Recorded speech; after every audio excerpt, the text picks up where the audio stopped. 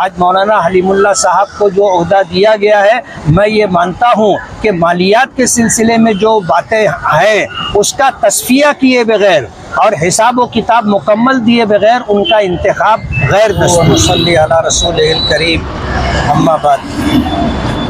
آج بتاریخ 6 اکتوبر 2024 بمبئی مہاراشٹر کے کیپٹل میں حج ہاؤس کے اندر آئندہ ٹرم کے لیے انتخابی اجلاس تھا۔ اس اجلاس میں تمام تر کارروائی جاری رکھتے ہوئے یہ بات کہی گئی، انتخاب کا نام پیش ہونے سے پہلے میں نے چاہا کہ میں اپنی کچھ بات رکھوں، تو مجھے دستور بتا کر کے کہنے سے روکا گیا کہ انتخابی مجلس میں کسی کو تقریر کرنے کی اجازت نہیں۔ اور اس کے بعد یہ بات کہی گئی، جب نام پیش ہوا 3 نام آئے تو میرے نام کے متعلق یہ بات کہی گئی کہ صدر محترم کی پسند یہ ہے کہ کوئی سیاسی شخص ہماری جماعت کا صدر نہ بنے۔ ظاہر بات ہے یہ چیز دستور میں نہیں ہے۔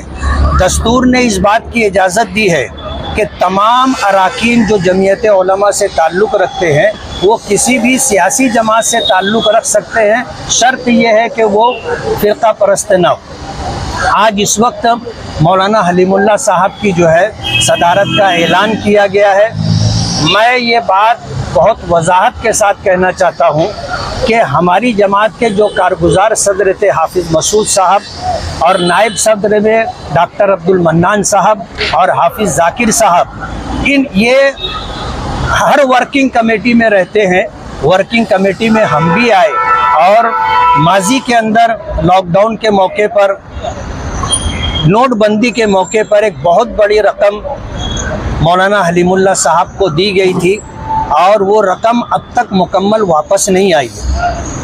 اور مولانا حلیماللہ صاحب نے دفتر سے ایک بہت بڑی رقم جو تقریباً 2.25 کروڑ روپے یا لگ بھگ اس کے کچھ کم زیادہ تھی، وہ رقم تمام لوگوں کی لا علمی میں لے کر کے گئے اور جن لوگوں کو اطلاع دی تو یہ کہہ کر کے اطلاع دی کہ میں ایک کام کر رہا ہوں، کام ہو جانے کے بعد میں اس کی اطلاع دوں گا، اور دفتر سے بہت بڑی رقم لے کر کے چلے گئے اور کسی کو انہوں نے اطلاع دی نہیں دی پتہ نہیں۔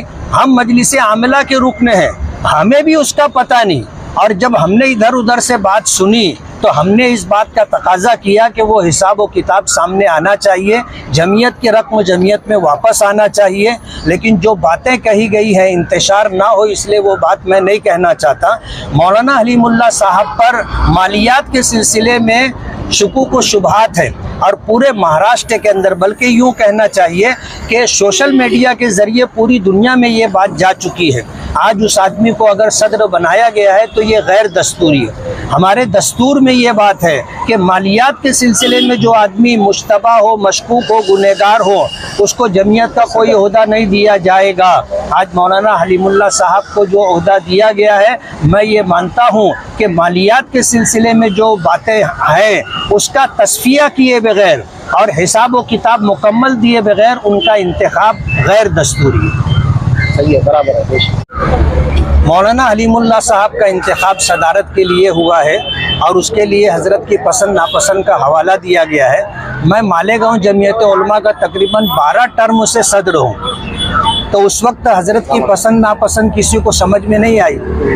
آج اس طرح جو صورتحال بنی ہے اور مالیات کو لے کر کے جو باتیں پورے دنیا میں چل رہی ہیں، اس سے جماعت کا نام خراب ہوگا، جماعت بدنام ہوگی، اور جماعت سے جو لوگ ہمدردی رکھتے ہیں اور اپنے خون پسینے کی کمائی جماعت کے کاز اور کام کے لیے دیتے ہیں، ان لوگوں کو ہمیں ڈر ہے کہ وہ اپنا ہاتھ روک لیں گے اور ان جیسے حالات کے اندر جمعیت کا بہت شدید نقصان ہوگا۔